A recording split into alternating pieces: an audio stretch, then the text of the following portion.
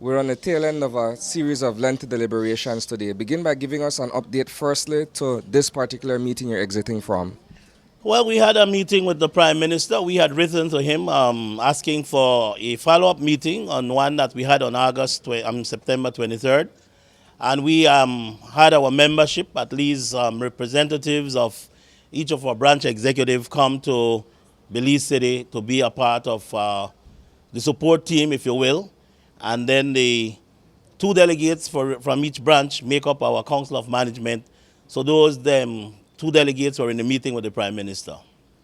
What is coming out of this particular meeting? Does the strike resume? Do you guys go back to the classroom tomorrow? What can we expect?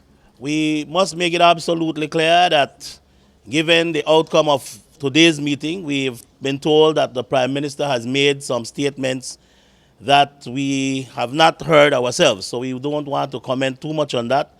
But basically, we want it to be known that contrary to what we've heard, the 3% salary adjustment was discussed with the Prime Minister this afternoon.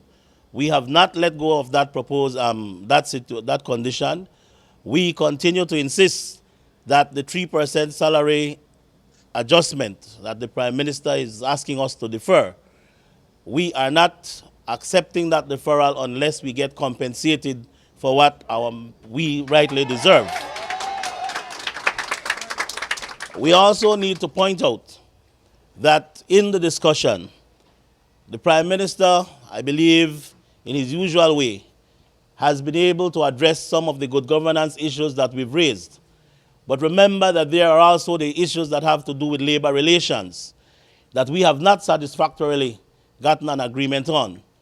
Those include the social security, coverage to and from work, our 3% salary adjustment, and of course, Proposal 22 of the Belize National Teachers Union that speaks to proper compensation for our teachers and support staff at grant-aided secondary schools. Those, we believe, are labor-related issues that must be addressed adequately for the membership of B.N.T.U and the wider teaching population. The question remains the same, sir. Are you guys going back to the classroom tomorrow? Do you continue with your strike action? Where do you stand as a union? We continue our strike action tomorrow because we are not satisfied with the outcome of what has transpired. Mr. Palacio, what was different between this meeting and the last one 2 weeks ago? What was different? The difference is that it got worse. Because basically we thought that we would have made some movements today. There were certain issues that we thought we could have moved on to get the Prime Minister to agree.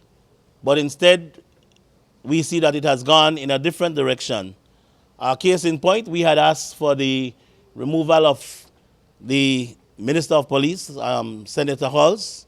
At that meeting, the Prime Minister had indicated to us that if indeed, as an outcome of the investigation into the Auditor General's special report, that if a police investigation needed to be done, he would consider, or he would be prepared to revisit that particular demand. Today, he has adamantly said that he's not going to remove Senator Halls as Minister of Police, despite what has happened. In relation to the social security issue, for instance, to and from work, we continue to insist that it is a labor issue. It is not only teachers, it is not only persons who get paid from government, but even persons who are employed in the private sector travel to and from work in transportation not provided for by their employers.